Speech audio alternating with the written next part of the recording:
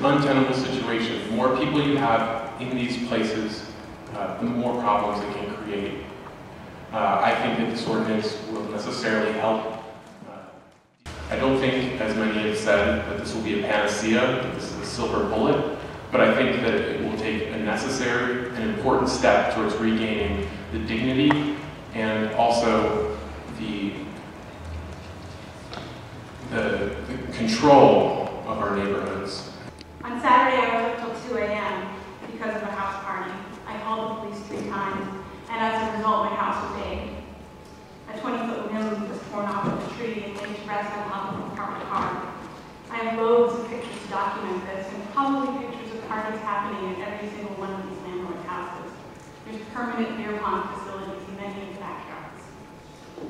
Our neighborhood's in crisis, and we ask for your help.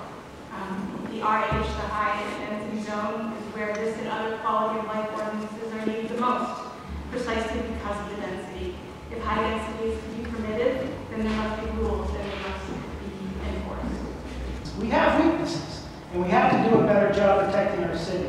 And we're not going to do it by making up another rule. We're thinking this is going to fix it. It's not fixed. As much as you heard tonight that it's better than those other areas, it's not. Check out how many noise violations are over there. There are more than there are in this area. Yes, does it need help? Absolutely, but it's by enforcement, it's by communication, and by having all the parties at the table. Some landlords are college town profiteers, while our college students live in substandard housing. Crowding more people hasn't reduced the rents, it has increased the profit. Bedrooms have been made out of dining rooms, living rooms, porches, and the smallest of attics. Dorms have RAs, de facto dorms have property managers if we're lucky, and it's the neighbors who suffer the excess noise and cars. It's the lake that suffers the excess runoff, and it's the students who suffer in housing that should be better. Kids in trashed houses continue the downward spiral. It was irresponsible for UVM to grow 42% without thinking of where these students might live. It is more maddening and irresponsible for Burlington to turn a blind eye to our failing neighborhoods.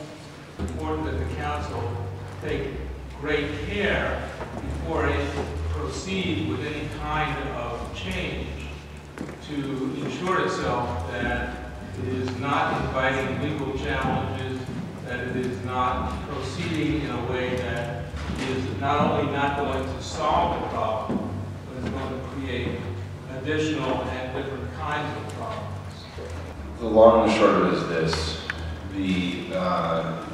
Several landlords spoke and said that we have the tools in place to regulate the behavior that we're concerned about, the parties, the trash, the noise, and they're right, and that does need to be enforced more strictly.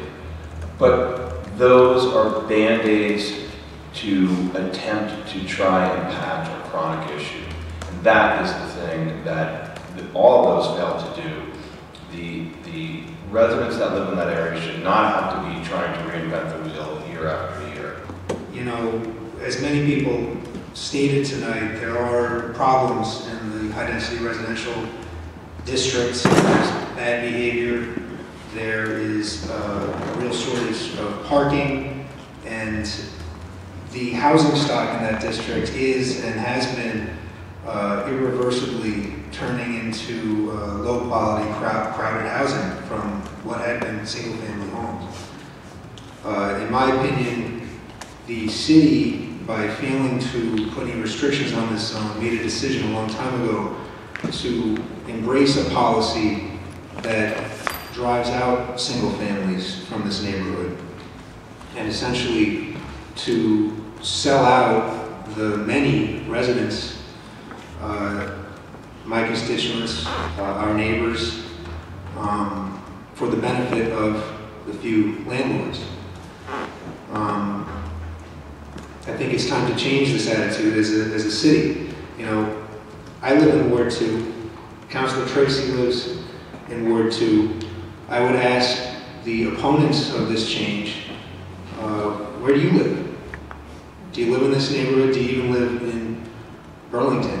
There's going to be plenty of time to talk about this issue, to sugar it out, and to compromise if that's necessary. So you know, to oppose this at the very beginning of this process is extreme, and I hope that you can all support at least sending this to the ordinance committee. I don't think this is the solution to the problem. I do give the landlords credit and the homeowners. I think that was a great first step, meeting and discussing this issue together. But without a specific charge, those conversations will sort of dilute after a while, and then the frustration is still there, the living situation for you is still there, the living situation for the renters is still there.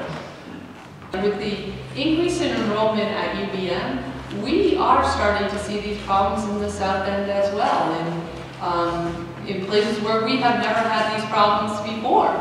So it is spreading to the rest